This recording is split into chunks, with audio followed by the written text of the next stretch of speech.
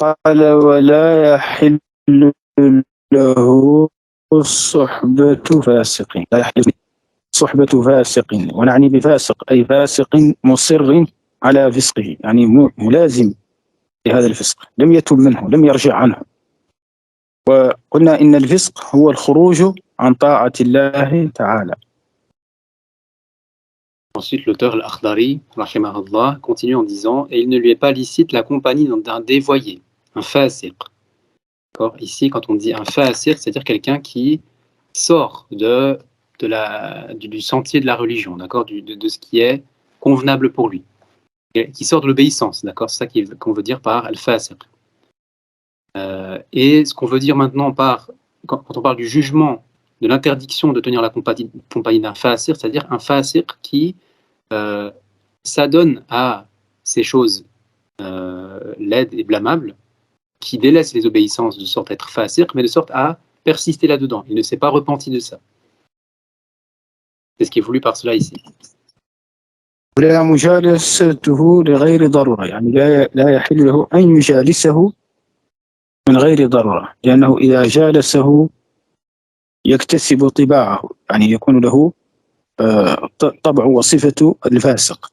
فالمرء على دين خليله، المرء على دين خليله. Et il n'est pas non plus permis de s'asseoir à ses côtés, aux côtés du fasiq, d'accord, si ce n'est en cas de nécessité, darura. Donc si c'est en cas de nécessité, ça n'est pas interdit, mais sinon c'est interdit. Car en effet, le fasiq, il peut imprimer de son influence sur le croyant, sur le musulman.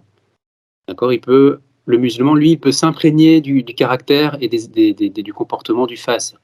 Comme il est parvenu dans le hadith du prophète, alayhi salatu wassalam, al-mar'u ala dini khalili, c'est-à-dire que l'individu, il est comme le comportement de l'individu, il est comme le comportement de son compagnon.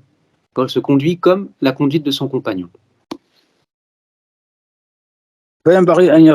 فينبغي للمسلم العاقل أن يصحب خيار الناس ليكتسب أخلاقهم. Il convient aux croyants qu'ils prennent la compagnie de personnes de parmi les meilleurs des gens, de parmi khiyar nas, afin qu'ils s'inspirent et ils les prennent en modèle. وفي الحديث الجليس الصالح مثل حامل المسك. جليس الصالح مثل حامل المسك. Dans le hadith, il est parvenu que la personne qui tient compagnie, qui s'assied avec le vertueux, avec le salih, c'est comme la personne qui porte du musc. وجليس السوء مثل نافخ الكير. الكير آلة تكون عند الحداد ينفخها فتوقد النار. نافخ الكير إما أن يحرق ثيابك وإما أن تجد منه ريحا خبيثة. هذا مثل به في الحديث لجليس السوء أنه مثل نافخ الكير. الكير آلة تكون عند الحداد ينفخها تتطاير النار، شرر النار.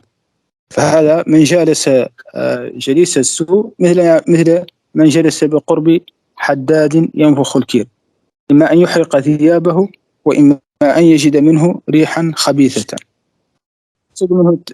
المقصود منه التحذير من جليس السوء، لأنه يعني إما أن يحرق، يعني يجد منه خلقا سيئا، لا يعدم منه خلقا سيئا. نعم. مثل هذه الآلة التي يعني تكون سببا في إتلاف إحراق الثياب والروائح الكريهة.